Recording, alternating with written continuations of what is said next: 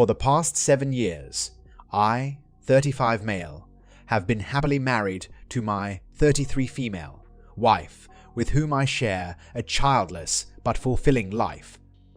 2 years ago, she embarked on a new career path and has achieved great success. However, in the beginning, she often mentioned a co-worker, a man who she described as a jerk and disliked working with. As time went on, she seemed to soften her stance towards him and rarely spoke of him anymore. At first, I didn't think much of it and trusted my wife completely. Despite our marriage not being perfect, we had a strong bond and got along well. But now, I couldn't shake off this nagging feeling of concern in the back of my mind. As the days passed, I couldn't help but notice a shift in her behavior. She was glued to her phone, constantly texting and never letting it out of her sight. Her evenings and weekends were suddenly filled with mysterious plans. She became distant and reserved towards me, refusing any displays of affection. And then there were the lies. She told me multiple falsehoods about trivial things. However, the last one struck me the hardest. As she packed for a business trip, I couldn't help but notice a new bathing suit that was much more revealing than anything she had ever worn before. When I asked about it, she claimed to have ordered it online, which I later found out was false, and decided it wasn't appropriate for her Florida trip with colleagues. But despite her words, she still packed the provocative swimwear. As she was away, I could no longer bear the weight of all the lies in our relationship. The temptation to search through my wife's belongings grew too strong to resist. In her work bag, I found a drawing of her, a caricature perhaps, sketched on paper from a hotel. My heart sank as I recognized the handwriting on a post, it note with driving directions to her male co-worker's house. Desperate for answers, I combed through our bank statements and discovered that many times when she claimed to be at work, she was actually dining at various restaurants across the city. With mounting suspicions, I knew I had to dig deeper. My profession as a private investigator allowed me little hesitation in invading someone's privacy under such circumstances. After all, my ethical code justified it as a reasonable suspicion of wrongdoing. Without hesitation, I planted a GPS tracker in her car, a legal action in my state since the car is under my name. On a quiet Sunday evening, she returned from her trip and shared with me her plans to work at a cozy coffee shop and run some errands. The sound of her car never echoed within 1 mile of a Chipotle, yet upon her return she strolls in holding a Chipotle cup, confirming that she had indeed enjoyed a meal there. Then, on the following Tuesday, she mentioned having to attend a company dinner and would be working late until then. According to the GPS, she left work promptly at 3:20 p.m. and drove straight to the restaurant, where her car remained parked until 9 p.m. It was the events of the next Saturday that proved to be the final straw for me. We were supposed to watch my niece's tennis match at 8 a.m. She insisted on driving separately so that she could leave directly from the venue to go work at her beloved coffee shop. After the match ended, she casually informed me that she was heading to X coffee shop, sharing a few details about why it was her favorite spot. I bid her farewell and headed towards my vehicle. However, upon checking the GPS, I watched as she drove directly to a Comfort Inn motel. The pieces of the puzzle were starting to fall into place, revealing a bigger picture than I could have ever imagined. I carefully pulled into the Comfort Inn's parking lot, my heart racing as I waited for confirmation that she was actually inside and not lingering in her car. With trembling fingers, I dialed her number from the lobby and asked how the coffee at X shop was. Her response was nonchalant. Good, why? But my stomach dropped at the thought of her being there with someone else. Swallowing hard, I only managed to say, Come down here so we can get this over with." When she finally appeared, she looked nervous but determined. "Walking towards me," she blurted out. "It's not what you think. He has to do this because he's been caught with other girls before." Confusion and anger bubbling inside me, I demanded to know what she was talking about. She explained that he always conducts business in hotel rooms and that there was no physical contact between them. My instinct told me to kick her out of my car, and without a second thought, I did just that. Driving away, I could feel her staring at my back as my phone began ringing incessantly. After ignoring it for some time, I finally answered and warned her that even one lie would result in me hanging up. Somewhat hesitantly, she admitted that they had kissed once about 5 months ago, but insisted it was a mistake that meant nothing. When pressed further about their meetings in hotels, she reluctantly revealed that it had happened about 10 times over the last 9 months. My suspicions confirmed, I then asked her what she did on that Tuesday and immediately sensed her defensiveness on the other end of the line. Despite her claims of being at work all day until a work dinner, I called her out as a liar before ending the call abruptly. As I loaded my car with all of my belongings, my dog happily wagging his tail in the back seat, she appeared at our house. Standing in the driveway, she refused to budge until I agreed to talk to her. Tears streamed down her face as she apologized and begged for forgiveness. It was a chaotic scene, filled with her hysterics and my own confusion. That day, I packed up and left without looking back. Since then, we have met a few times for her to try and explain herself. But every time it's my turn to ask questions and seek clarity, she grows defensive and shuts down. She even goes so far as to say that discussing these issues might harm our relationship.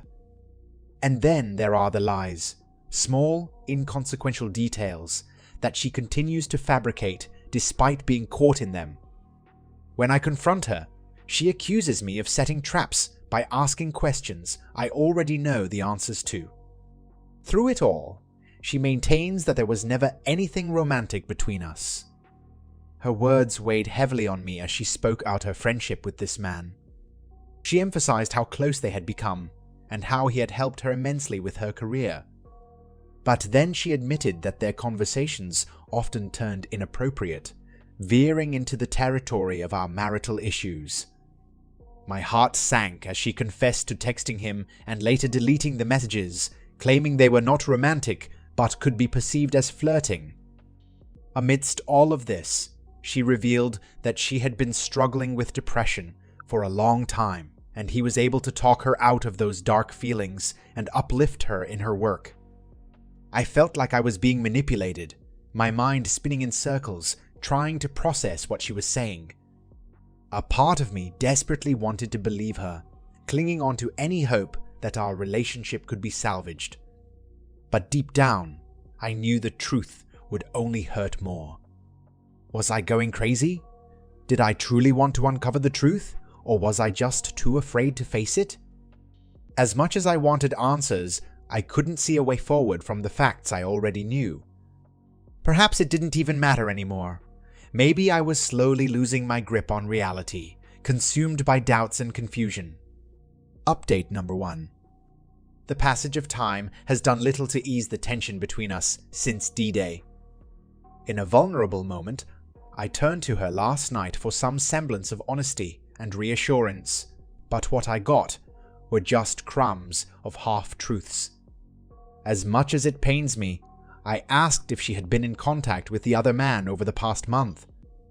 She replied that he still doesn't know about my discovery on D-Day, and that she hasn't discussed our situation with him because it's a matter within our marriage, not involving him. When I pressed further, asking if she had cut off all non-work related communication with him, her response was infuriating. I'm tapering down. Tapering down? My anger boiled over at this weak excuse. And then she lied about something insignificant, but it was enough to push me over the edge. I confronted her about it, and could see through her falsehoods with 100% certainty. Yet, she continued to deny it and even resorted to yelling in defiance. At that moment, I knew there was yet another unresolved issue in this ongoing saga of betrayal and heartache. Update number 2. With a heavy heart, I listened to the voice recorder hidden in my own home. My wife's words laced with excitement as she spoke to the other man she was tapering off social communication with. Over the course of 2 phone calls, they spent well over an hour on the line, their voices mingling and intertwining in ways that made my stomach turn. The recorder soon died in the afternoon, leaving me to imagine what else they could have said in the evening. But I didn't need to imagine too much. Even from the short snippets I heard, it was clear that they were discussing things they shouldn't have been. The state of our marriage, using secret phone apps to hide their conversations, and even mocking me for being late for breakfast. And amidst all of this, my wife's laugh rang out like a bell, a sound I hadn't heard since we first started dating. Confronting her about it only led to partial admissions and denials. But at this point, I didn't care anymore. This morning, I'm meeting the divorce lawyer.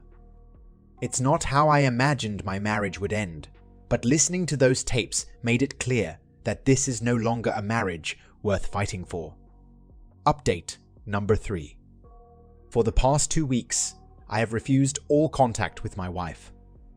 Despite her attempts to reach out, I remained firm in my decision. However, a few days ago, she sent me a text that shook me to my core.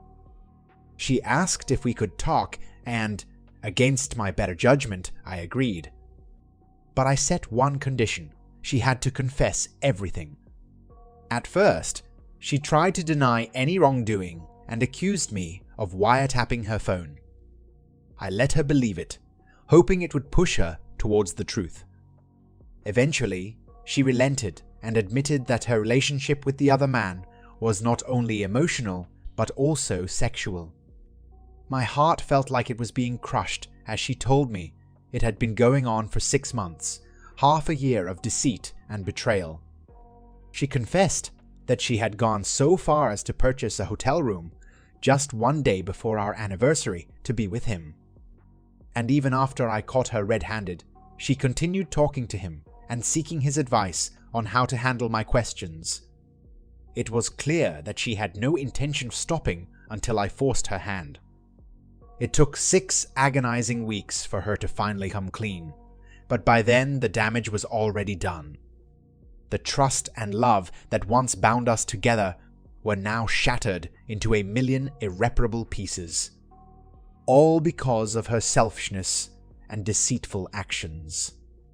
Yet, despite all this pain and devastation, she now claims she wants to work on our marriage.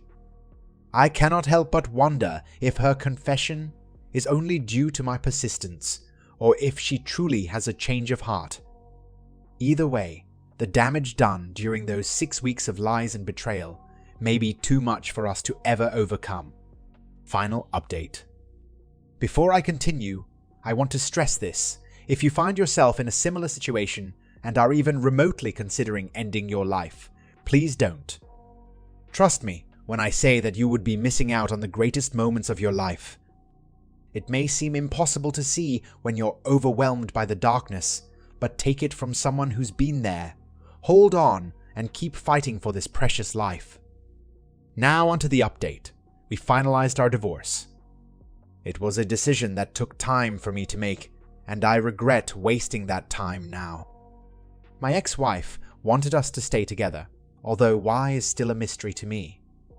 Through her lies and gaslighting, any chance of reconciliation was shattered. This has been the toughest experience of my life so far. During our marriage, I was fully committed and invested.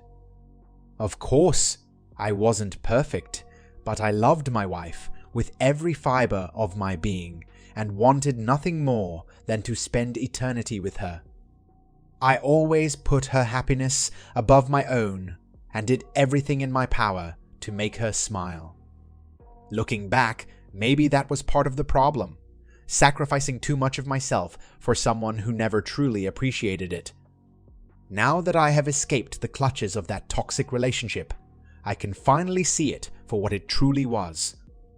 A narcissistic abuser who drained every ounce of energy and self-worth from an inherently good person.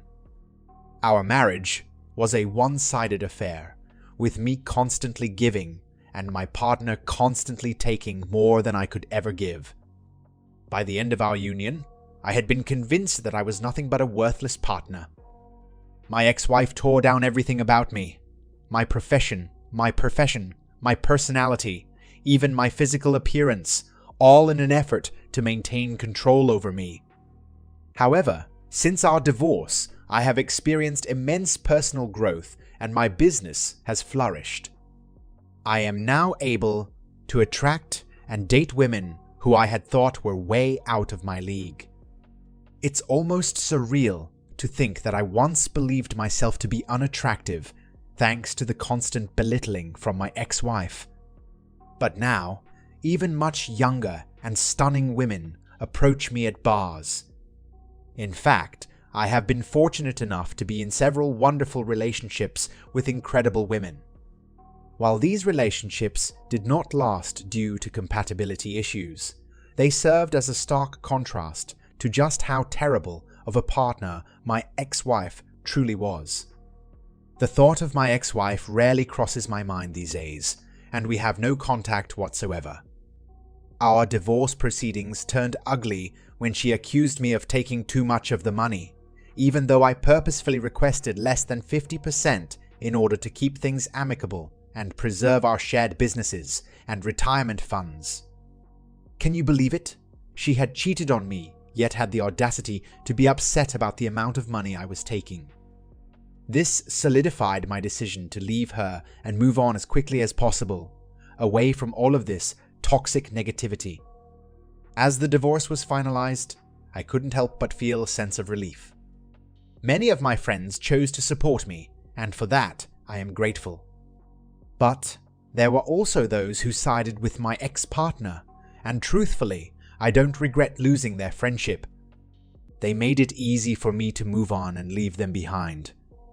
However, one of the toughest parts of this whole ordeal was losing my in-laws. I had grown to love them like family, but I understand why they are no longer a part of my life. In an effort to be honest and transparent, I reached out to my partner's affair partner's wife multiple times. Though she never responded, I can only assume she knows the full story now. As much as it hurts, I will respect her choice to not engage with me. The loss of these relationships weighs heavily on me, but I know it was necessary for my own well-being and growth. If you find yourself caught in the grips of this nightmare, I have some advice for you. First and foremost, distance yourself from the situation. This is crucial for being able to think clearly and not get manipulated by gaslighting. Seek professional help. Therapy was my lifeline during this time and has made me stronger than ever before. Surround yourself with loved ones. Lean on them for support whenever possible. Make sure to prioritize your health. Go to the gym. Limit drug and alcohol. Soak up some vitamin D outside and try to get enough sleep. Although there were many dark days following D-Day, I can honestly say that this has been the best time of my life. Each day brings a sense of genuine happiness and contentment. If you're going through a similar experience and need advice from someone who has been through it, don't hesitate to reach out to me. And finally, a huge thank you to everyone in this community who supported me during my struggles. Cheers to each and every one of you.